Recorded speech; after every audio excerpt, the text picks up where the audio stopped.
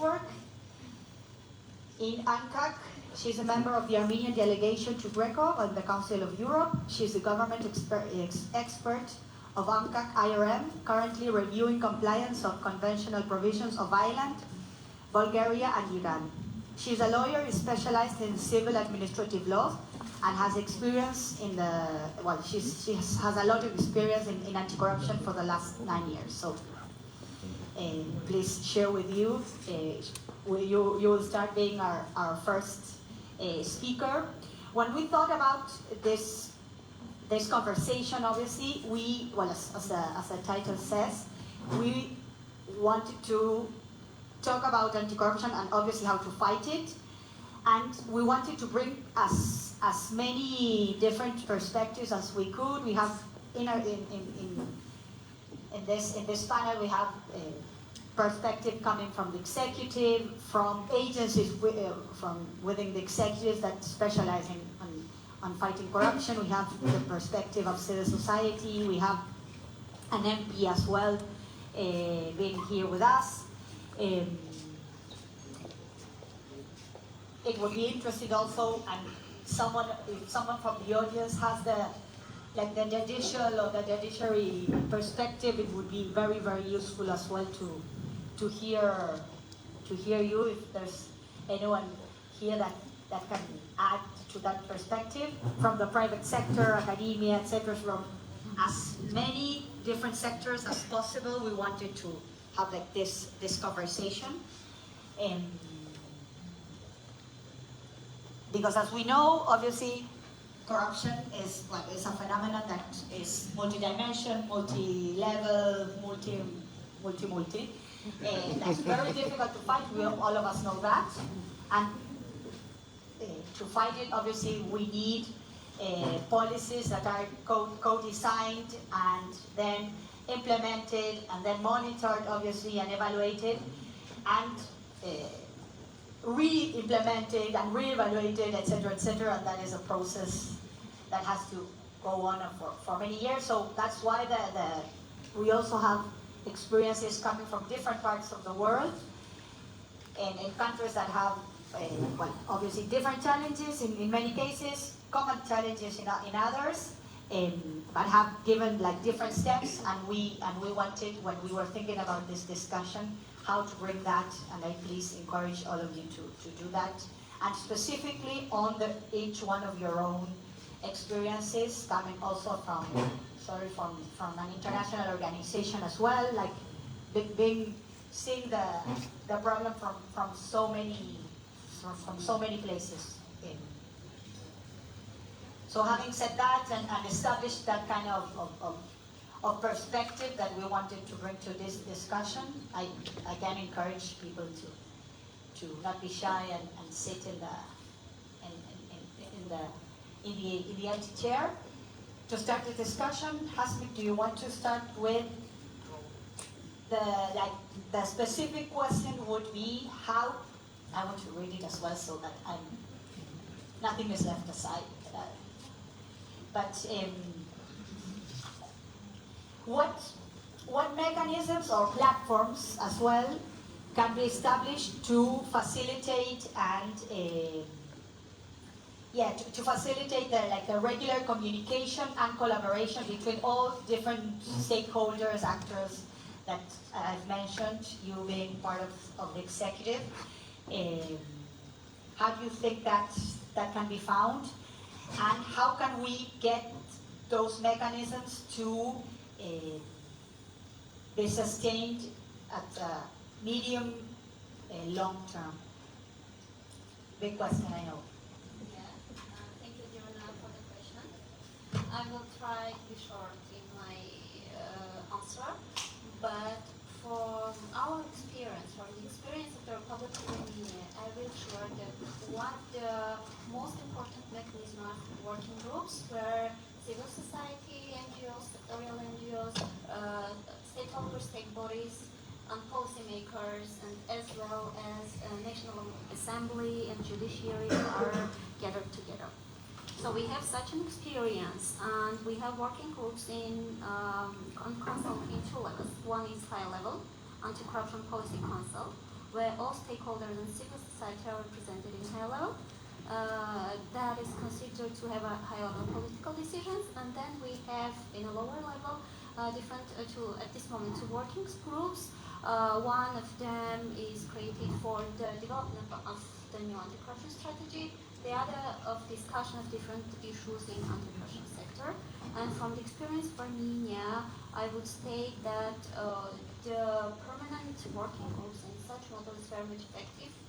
It ensures that all stakeholders feel they themselves as part of the fight against corruption, and all of them feel responsible for not only developing but also for implementation.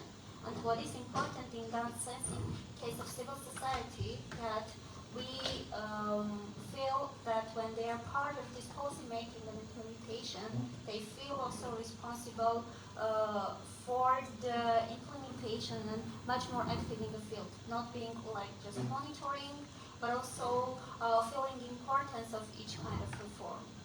So that will be my answer. Different countries choose different models, but in any case, each model should, of course, consider permanency. If there is a permanency, there are permanent members, and there is high will of the government to ensure participation. I think the system will work. And thank you for your quick answer. We will move on to Ukraine, and I will probably also misread your name. Oleksandr? No. Very far, sorry, from my attempt.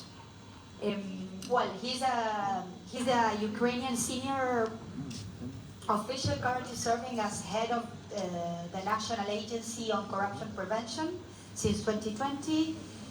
He is a former prosecutor since 2004, including at the Office of the Prosecutor General from 2012 to 2020. During his tenure in office as the head of this National Agency on Corruption Prevention, the anti-corruption strategy until 2025 was approved, and for the first time in history of Ukraine, the state anti-corruption program for its implementation was approved.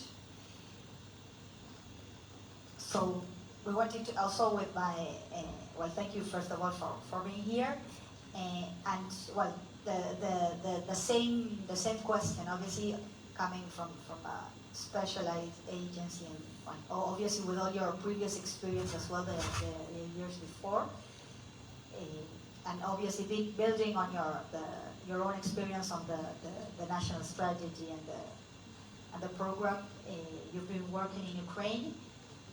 How do you think this collaboration between such different stakeholders, and each one having its own obviously interests and perspectives and etc. How do you think this collaboration can be sustained and be active and effective and improve the policies themselves, right? While you implement them, monitor, and then continue improving your years. First of all, thank you for being here, and thank you for support of all countries that have open governments and civil society. We believe that breaking the silos can lead us to the peaceful world, because wars is a result of capture of the state by the corruption. Even the war of Russia against Ukraine is a result of capture the Russian state by the corruption. And if country has a strong civil society and has approach where society, civil society, academia involved in decisions of the government, it's not possible for country and society to be involved. What is Ukrainian approach?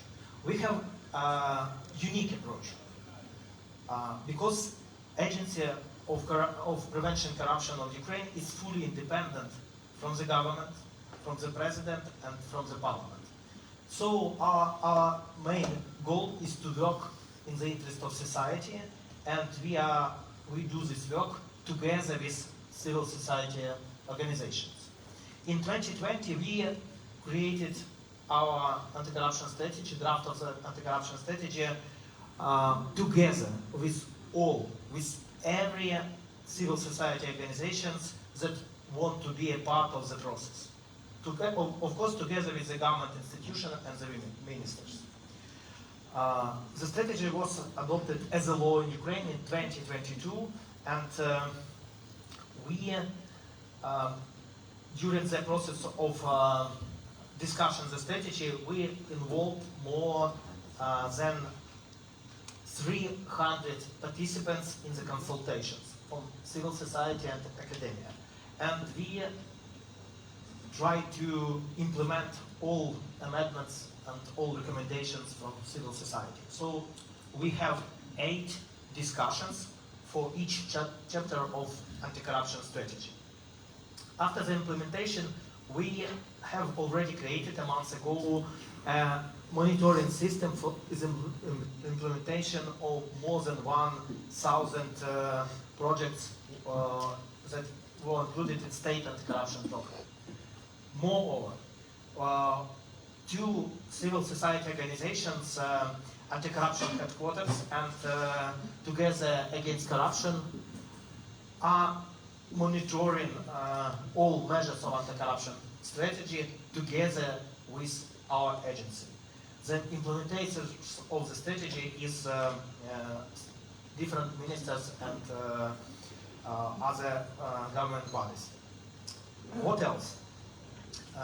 We created together with the Ministry of Digitalization a group monitoring and coordination group for implementation of 63 digital tools, and included by our orders, the order of me as the head of an SCP and the order of the Minister of Digitalization, joint order, the representatives from non-government organization as a part of this group. And our plan is to create a different group of the implementation of different implementation of projects in different spheres on corruption strategy together with civil society. We believe that only openness can lead us to zero tolerance on corruption and to peace and prosperity in every country. And it's a tool how to be for every country all over the world a prosperous country. Now we're going to move on to a parliamentarian. He's from Indonesia. He's an MP, he's a member of the Assembly, Fadlizon from Indonesia, as I said. He's a member of the House of Representatives who currently serves as member of the Defense, Intelligence and Foreign Affairs Committee, as well as chair of the Interparliamentary Cooperation Committee. He holds a bachelor's degree in Russian Studies from the Universitas Indonesia, a master's degree in Development Studies from the London School of Economics and Political Science, and a PhD in History from Universitas Indonesia. He also previously held the role of Deputy Speaker of the House of Representatives during 2014-2019, and Fadlizon is a prominent anti-corruption champion with role as Vice Chair of the Global Organization of Parliamentarians Against Corruption, GOPAC, and President of the Southeast Asian Parliamentarians Against Corruption. Before I give you the floor, and working specifically, obviously, with the organization I'm part of, Directorio Legislativo, with parliamentarians, we are always finding ways, of how parliaments in general can, join this process. Is obviously in general terms, like the main answer is generating new laws, new ways of fighting corruptions and generating institutions, etc. As an agency, for example, that's autonomous from the executives, as the case of Ukrainian or etc. Other ways definitely. But think beyond that, or specific examples or ways or challenges you have encountered as being a member of a chamber that obviously has different interests, different political ideas, etc., etc. How do you, or what have been your main findings to share with the rest of us during those years to champion these issues, that are quite difficult within all parliaments? Thank you very much for giving me the opportunity for discussion in this session to elect the legislative and the government of Armenia. First of all, of course, it is very difficult to work in a parliament, and then you have to go against the corruption, because sometimes, especially in the developing countries, corruption is part of the process, even in the government and in the legislative, and I think we have to find a way to find a platform. And so far, in our experience, the best platform to collaborate and to coordinate and for communication is through this global organization of parliamentarians against corruption, because we can work together with other parliamentarians and former parliamentarians, and also in global, regional, and national levels. And it's a distinctive platform for parliamentarians to advocate and also means to combat corruption and advance good governance at the national level, global level also. And in my experience as the chairman of GOPEC and also the vice chair of GOPEC, our network supports parliamentarians to reinforce their key roles in, especially in preventing and eradicating corruption through their constitutional mandates, and also essential in creating a strong nation and safeguarding democracy. So since supporting the UNCAC signing in 2003, GOPEC has been committed in promoting the effective implementation of the convention, and through our specialized global task force on UNCAC, we strongly encourage parliaments to work in harmony with all state parties and international organizations, ensuring a more strategic and meaningful engagement of parliamentarians in its subsequent implementations. So our role as parliamentarians and GOPEC members is also to promote collaboration, to reinforce parliamentary capacity in addressing the UNCAC gaps within the national legislations, and in monitoring its progress without decreasing its effectiveness or even neglecting the international standards. So, and we, as a parliamentary network, the GOPEC is a organization that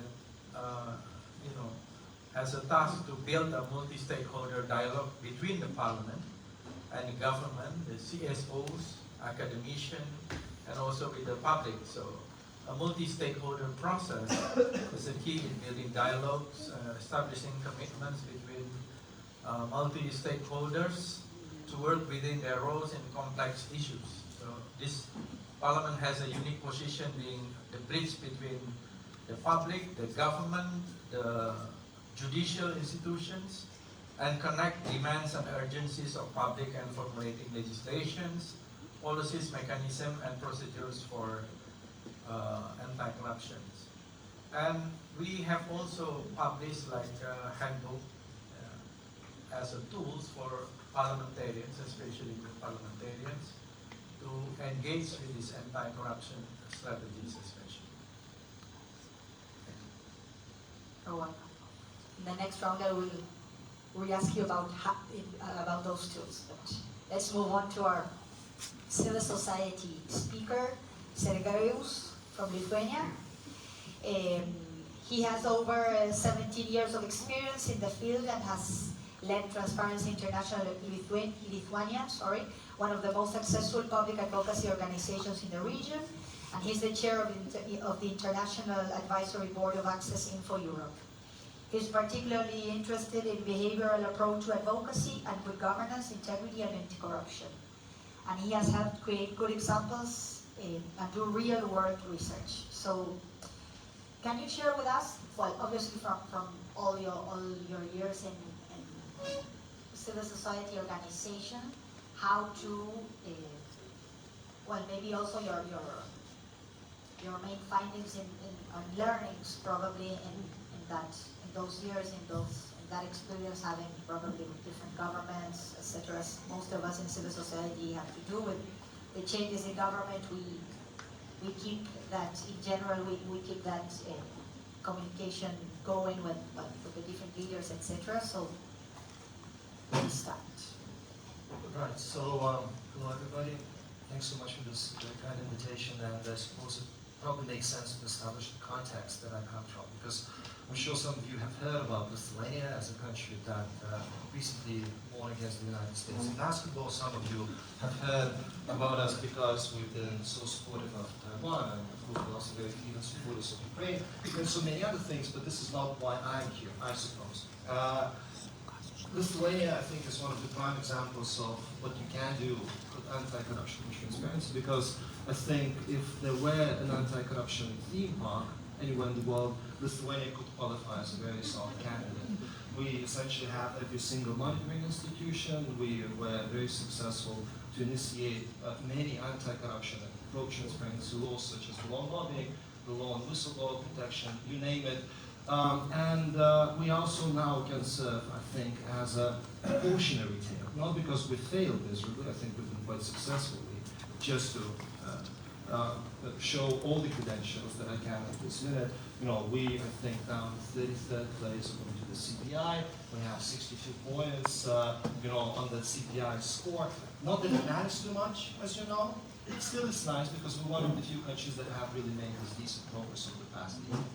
So, that's the context. I think it matters because then the story that I will share, the insights that I will offer to you might make even more sense. Because now I hope you can put us on the map, not just in terms of the politics, but also in terms of this pro-democratization agenda. So I think that when we speak about strategies and strategic partnerships as such, there are a couple of things that we can and should keep in mind. One is the nature of the relationship that we are all after. What is it that we expect from every single partner involved, be it a civil society representative, a public advocate, a business representative, a person from a business association, a politician, a public servant? What is the interest that drives those people to participate in this dialogue? And I think it is key to revise that nature and the reasons behind that participation on a very regular basis, because it changes. And I do think that in a lot of instances that I have seen around the globe and in Europe in particular, it's very easy to forget that in the outset of that relationship you might be going after certain laws and certain legal frameworks.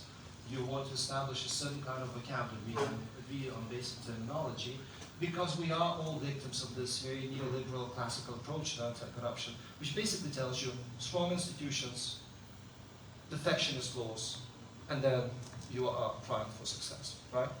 Now we know this is not the case, necessarily, because you also need to understand what your theory of change is, right? And you also need to understand what is the ambition that you really share, right? On a regular basis with different people. And I do think that a lot of times strategies and strategic approaches that we have when it comes to anti-corruption and transparency are overly comfortable for everybody involved, and not ambitious enough, and not sustainable, therefore, long term. They are victims of political cycle thinking, because politicians do not want to commit too much. Public servants do not want to speak about the amount of resources that are needed to actually implement things on the ground. Civil society often runs from a project to a project, cannot offer a sustainable presence in terms of monitoring, be alone implementation. Therefore, you don't have key performance indicators that really make sense outside of output production. We cannot really, a lot of times, speak about cause and effect. We cannot speak about impact, right? Why is it that we do things that we do? And as an example, I can offer you the take on our Lithuanian strategy, and I think we have a decent one, but still, out of 70 plus measures, about 3/5 of them are about legal amendments, trainings, analysis, bylaws. And if you were to ask my colleagues in the public sector, what is the amount of resources that they, as an institution, would allocate to anti-corruption or corruption prevention, most of them, I think, would struggle. Because it's not part and parcel of their thinking. And so, then it's very difficult to speak about what the true success of an anti-corruption strategy in a country like ours in 2023 should be, because 10 years ago it was easy. It would have been the law on lobbying. It would have been open data when it comes to political party funding. It would have been the law on protection of whistleblowers. It would have been the number of cases that you would have. But now the question is, so what? And the reason that question is there now is because we have moved into a very different phase in our anti-corruption development. We are much less occupied with petty corruption and public sector corruption, because we have effectively managed to curb that to a large extent. It's not the same that it was 10 or 15 years ago. We're moving into the phase of political anti-corruption, and that's very difficult, right? Because the elites do not want to change. We have very little research and understanding how elites function, right? We don't understand a lot of things. And citizen engagement, right? Because that we see now is a key point in any anti-corruption success. And we haven't worked that out because we haven't spent enough resources and we don't have a lot of understanding as to what causes people to engage. We're very good at passing laws and very good at setting norms, standards on paper, but because we focus so much on this classical approach to anti-corruption and haven't paid enough attention to behavioral aspects of it, right? Why do people do what they do? How do you engage a person into a decision making? We're a little bit struggling. And I'm sure it's all workable and it can be worked out, but I do think that there's a reason why we should spend time revising the reasons why people participate. Make sure that we understand that strategies cannot be elitist, and by that I mean they cannot depend on the success of just an anti-corruption agency, and they certainly should not belong. They're not in civil society always being there. For us in Lithuania, the true success is when politicians and public servants can actually take on most of the obligations, and we can only be asked for advice once in a while, because I think a lot of work has already been done to push the agenda forward and to make sure that people are on the same page. Thank you. Now our last speaker.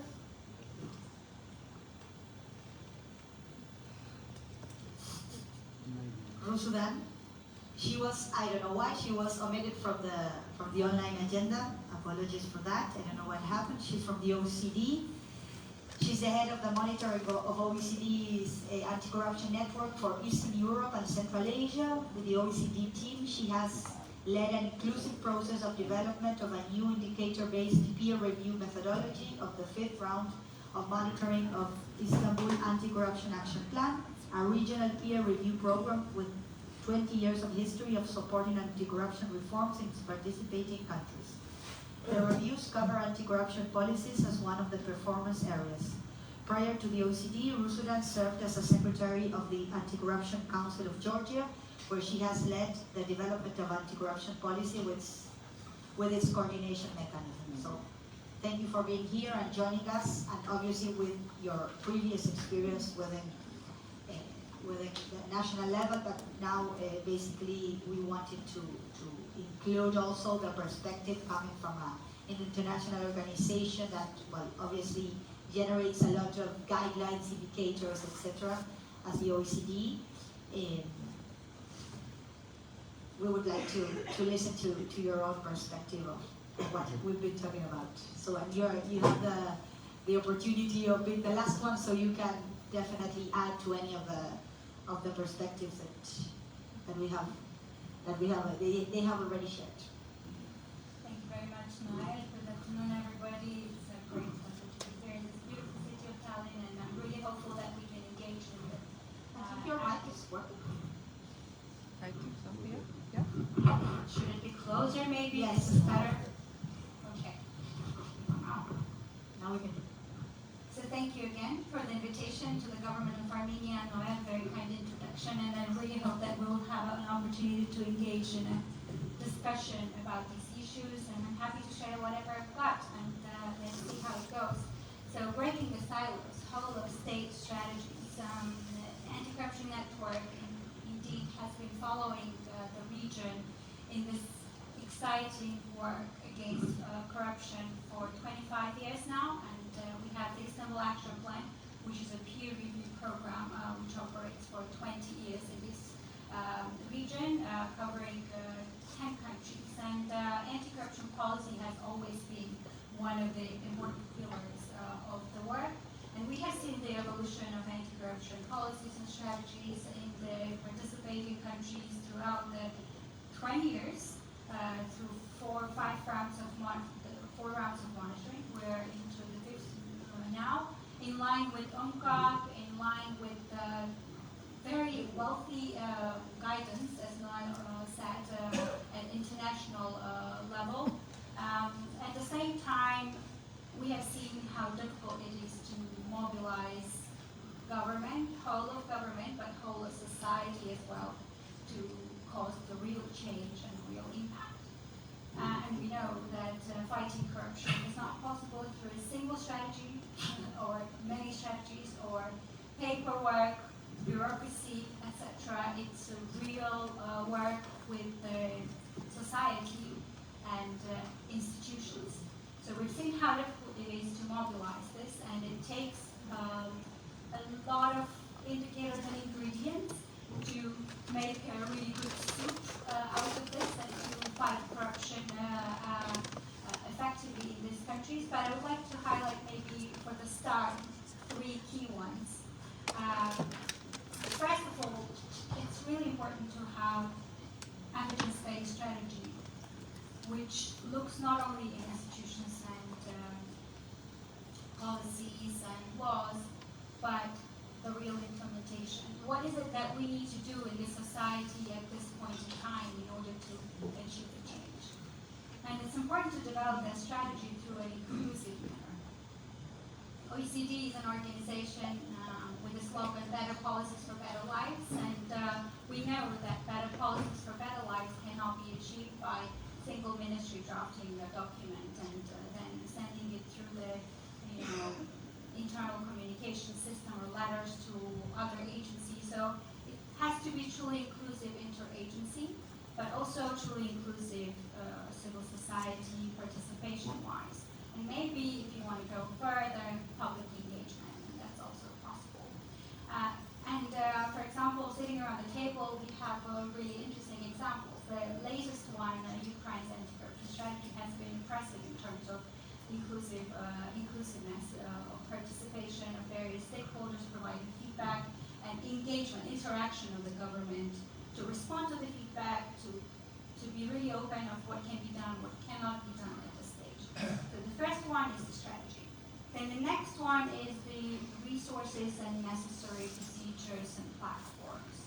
It's really difficult to be in anti-corruption policy coordination, and now I'm talking from the, perhaps in the previous life, Georgia perspective, when I had to do that in a small country which was really centralized, and pursuing anti-corruption fight was still really difficult to explain to everybody. You really need to have a lot of political backing, high-level entities, as Hasmik was mentioning. It's really important to have a high-level coordination body which take the responsibility for each agency to deliver. And then the powers to the coordinating body to demand, ask for information, and provide necessary guidance, call people to the meetings, ask for etc. engagement at an informal level. Human factor is really, really important, right? So a call, an interaction like Estonia has chosen, for example, completely bureaucracy-free cooperation with the agencies to engage them and to make sure they are on board in the implementation. And the dialogue should be really real, also with the city or in Armenia and also in Georgia. There were platforms where you have civil society participation and they can hold government accountable for the measures that were in the action plan and were not implemented. Why? Because of the lack of funds, or because they were ambitious, or maybe the strategy was a wish list and it was not backed with the resources and the budget in the either state budget or the donor assistance. So a lot of multifaceted approaches. And when you have these powers and also informal coordination, then the third really, really important point that I wanted to make is to try to empower the change makers in the country at various levels. So you can have focal points, for example, of various ministries and branches of power of the country. And if you have the right ones, and if you manage to empower them through available guidance and any other stimulation, like for example, Armenia had a really interesting example of stimulating in terms of monitoring the agencies, also trying to reward the ones that are really doing well, to engage them. And also, of course, from an international perspective, and I take the opportunity of the second round to talk about that a little bit more, use the available leverage internationally. For example, there's a regular Istanbul Action Plan review. Next year we're going to have a monitoring report. This can be used as a pressure point and also stimulus for the reforms. Interaction. No, thank you. So we have a little bit over 30 minutes. I suggest we go quickly to the second round so that we can have a nice discussion and be maybe very quick, because my second question is very, very specific. Is for all of you, if possible, obviously. I hope so it is. If you can share with the rest of us a very specific, concrete one example in your life experience where you felt that either the process was well designed, or the actors involved, the collaboration, I don't know, like an aspect of one process itself or one specific work, and all of you did it in your years. Think that that obviously you can share with the rest of us, and think that was like the changing, the game changer in terms of the process itself. You said, well, during in that case, in that process, specific example, you feel that either the collaboration with the different actors and everyone obviously from your own perspective was effective, and that example is something that you cherish, like in your life experience. Let's change maybe the order. You want to start? Yes. Yeah. You I want to start. Why? Because I think that an example of Ukraine regarding this issue will be very interesting for everyone. I know that anti-corruption legislation in every country are always challenged by constitutional court. In Lithuania and in other countries too. I know that the law about lobbyists is now have some questions of constitutionality. Lobbyists have questions, yes. Yeah, but I see it as a success. Yeah, and there is the same situation in every country. For example, in France, they have a constitutional court decision in 17th last century. In Ukraine, we had the same situation. In October 2020, Constitutional Court declared unconstitutional almost all our anti-corruption reforms that we made for 10 years. And because the head of this court was under control of Russian influence, and now he is in Vienna, and now he has a suspicion from our State Bureau of Investigations. But in 2020, the Constitutional Court declared unconstitutional all legislation. And it, even the heads of some international institutions support Constitutional Court. But we work hard together with all society and with all NGOs. In 3 days, change the position of Venice Commission, of Greco, because on the first stage, even Venice Commission and Greco was on the side of Constitutional Court. Then we changed the position of Venice Commission and Greco, and they supported us and as an agency and supported the government of Ukraine and the president of Ukraine. And it was one team of government and all NGOs in the country and all society. And even we had an influence, Russian influence and Russian parties in the parliament. It was able to restore the legislation, anti-corruption legislation, just in 2 months. Just in 2 months. It was not possible without joint team of all society, all NGOs, government, the president, and our agency. But we reached it in 2 months. Of course, all corruption cases was destroyed that was connected to the declarement system, but we achieved this incredible success, and we now have a position of Venice Commission and Greco after this biggest crisis, and we named it constitutional crisis, and now we are not, we are still in this, some kind of this process, but we guarantee and create safeguards for anti-corruption system for years to come. Impressive example. For the rest of it's going to be challenging, but you go. We're not competing. No, but impressive. I would want to know more about it. But So actually, that's the idea. You know, very much you can complement and organically try to fit in into the example that you gave, and continue the conversation about political transparency and gaps lobbying, because I do think that it's one of the prime good examples that we can offer in Lithuania, from Lithuania. You know, and lobbying is a very contentious issue. Political transparency is a very contentious issue. I remember I was in the sort of one of the sort of meetings of ALDE, the liberal group of the European Parliament in Vilnius, and at that point, many years ago, we entertained the idea that, you know, a good politician is an active and accountable politician. So you should, in principle, know what your politician does, because you're the one as a taxpayer who pays for his or her day of work, right? It's not from God, it's not from anywhere else. I mean, it's taxpayers' money. And I remember this very angry Dutch lady who got up and said, "How dare you? Yeah? How dare you to question what it is that I do? I mean, you should trust me." And I thought that, you know, the idea of trust really is something which is based on accountability, right?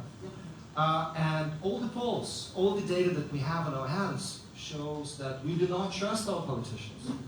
We do not trust our parliaments. We actually think that they are at fault for all the problems that we have, also corruption-wise, right? So that, hey, why don't you start from yourself? That was the idea. And so in Lithuania, many years back, we started a very simple exercise of looking at the meetings that our politicians declared, because we had no clue who does what. Lobbying did not exist. Like, you know, sex did not exist in the Soviet Union, lobbying did not exist in Lithuania. You basically had no idea, right?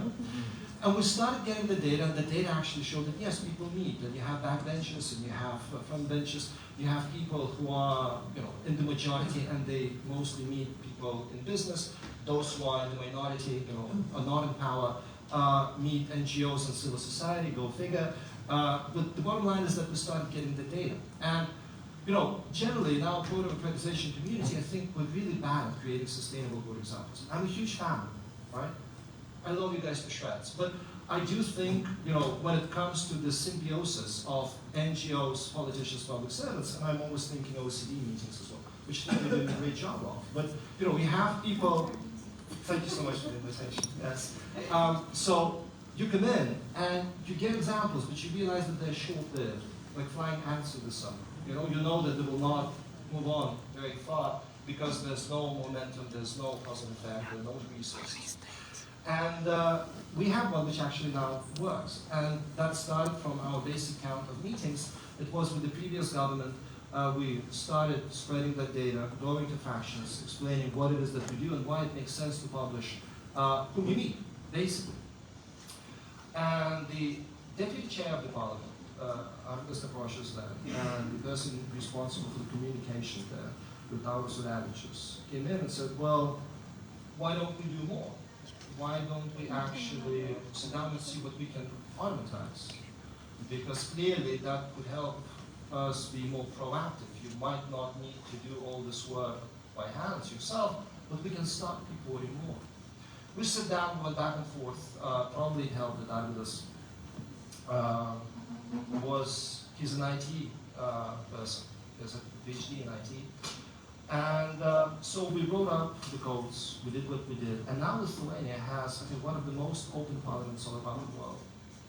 I think we're on par with New Zealand, Scotland, Canada. You have a lot of data which is presented proactively in open data format. And, you know, there was some serendipity, of course, involved. Yes, it was something that you could not have planned for. But the bottom line is that the silver lining there would be if you do your work on a regular basis, you go, you speak, you create direct access, you explain why it's needed, politicians, public servants can and should get on board. And then it's in their hands to sustain the momentum because we don't need to do anything, right? And to me, this is a good example, a story that shows the paradigm shift as to when the civil society comes in, what it can initiate, and what the true success is, which is then led by the public sector or political parties involved. So I thought I'd share this. Thank you. So, who wants to? You go? Go. All right, so one thing, right? Obviously, I'll talk about my program, which is something really interesting, and I'll see how you engage with this. So basically, we know that there are international standards, right? I represent International Organization, OECD, that has wealth of standards, the wealthiest standards in this area, Anti-Bribery Convention, Public Sector Integrity Recommendation, there is United Nations Convention Against Corruption, there's GRECO, Council of Europe, there are a lot of review mechanisms.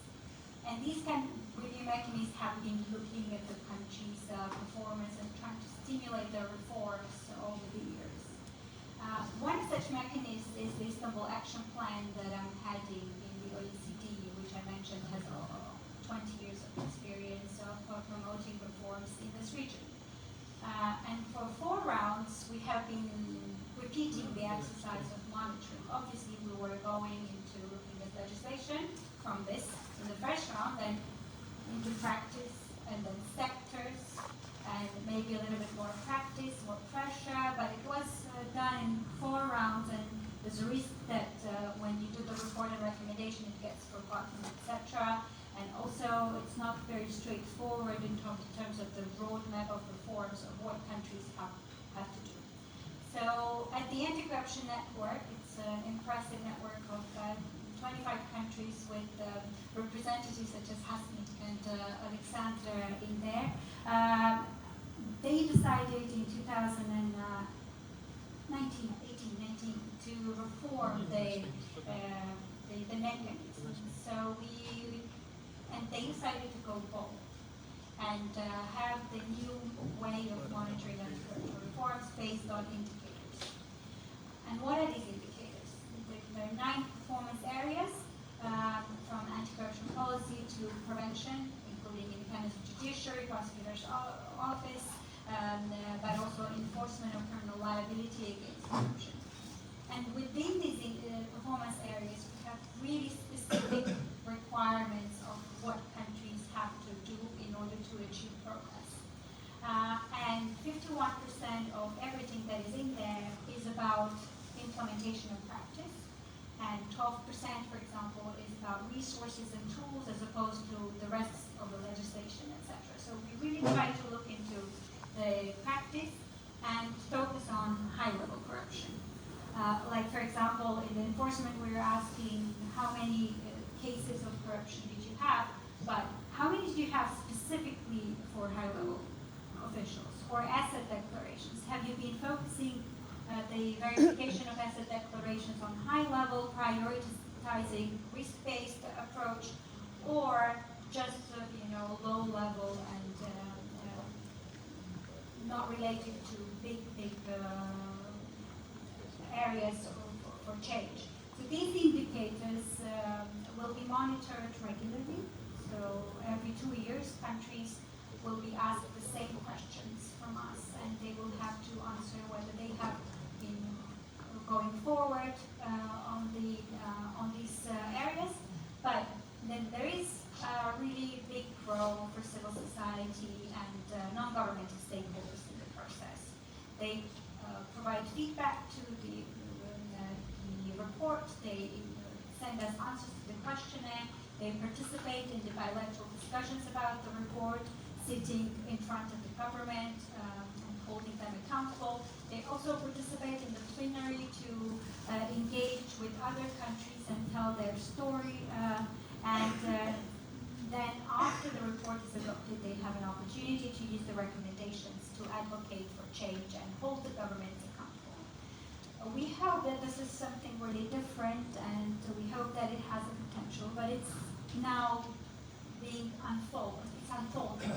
The first reports will be adopted hopefully in October at the ECN plenary, and we'll be happy to provide feedback about the program in the years to come.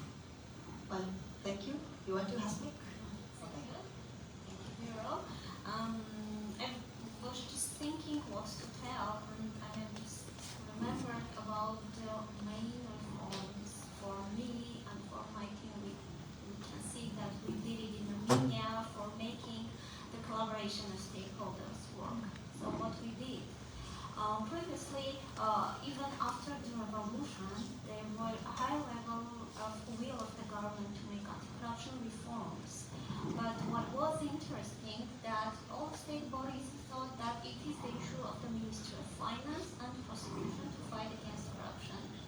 So, and then we created anti-corruption institutions, prevention, investigation, and anti-corruption courts. And again, the meaning that only those bodies should fight against corruption remained. What we did, we created a mechanism of focal points in all state bodies, and not in national level, but also in local level, and also in parliament, in prime minister office, and in president office. All of them now have anti-corruption focal points who are closely working with the Ministry of Justice Anti-Corruption Department. We provide them methodological guidance.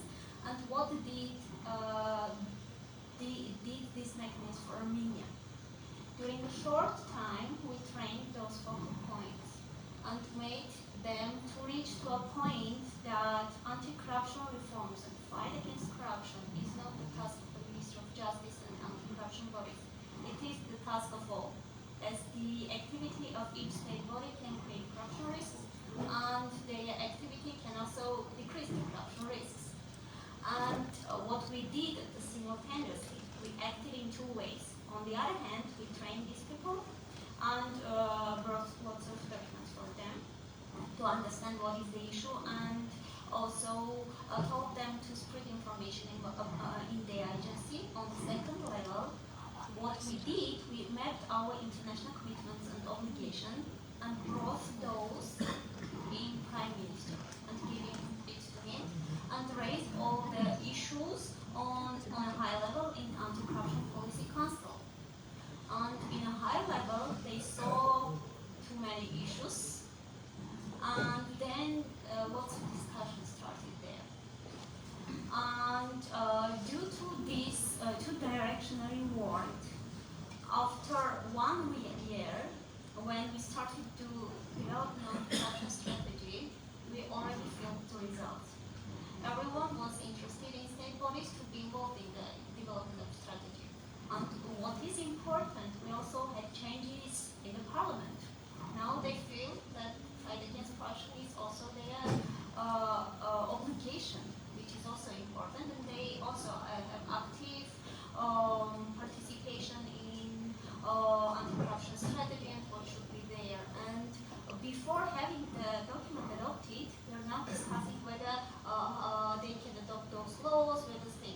even when the state had budget. So we have already draft, it's under discussion, but they moved on forward.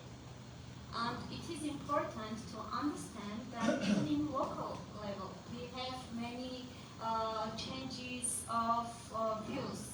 So these positions, they are not for one hand, they are permanent position, and it is written in their contracts and in their obligations. And now in each agency, there is at least one person feeling that the fight against corruption is his task. And we were very happy to feeling the results of this change in the discussion of one of our reforms lately. In Armenia, as you know, we are checking the candidates for judges, prosecutors, and anti-corruption investigators. And now we have developed the draft to also the check of integrity, in-depth integrity of sitting judges, prosecutors, and investigators. And what was surprise when we gathered judges, investigators, and prosecutors, at first we felt that they will be against the reform. But what was surprising that none of them was not against. They are for the changes, and what they even suggested, they suggested to consider a further verification mechanism and further legal somehow effect for a person in case of if person has bad integrity results.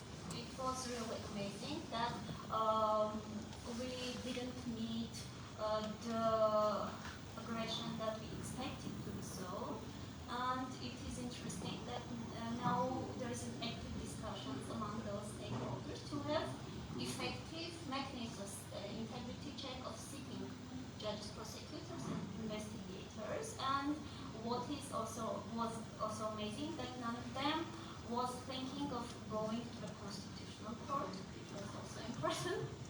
So, bringing these examples, I just wanted to tell that among writing these strategies, documents, on participating in many events, communication is very important. And also collaboration is important, and important is collaboration of all efforts and ability to change attitude towards war. And I do believe that in any field, if there is a collaboration between stakeholders, collaboration with civil society, I think every reform, even minor reform, will have many results. So after these many reforms, and also on the other hand, having actively participated in development of the anti-corruption strategy, on the other hand, on the second hand, having focal points, wanted to be involved in any meeting of this council, it makes for us a lesson that not only strategies, not only in anti-corruption, but also in all sectors, there should be participation. Stakeholders, both from private sector, from NGOs, and state should be involved there. And the reform will work if everyone, starting from the first word, will be involved in the work. So, Thank you, Hasnik. And yes, obviously, the parliamentarian perspective. Yes, I just want to give some examples also from our maybe regional Indonesia, but regional Southeast Asia. The example, the success story, the work or the collaboration between parliament, government, and other public institutions from our member of CPAC, the Southeast Asian Parliamentarians Against Corruption. For example, in the Philippines, they formed a presidential interagency committee to formulate and develop anti-corruption plans, policies, and response strategies to enhance compliance with the ACAC, and including the role submission of the strategy implementation report to the parliament and internal working groups within each government department.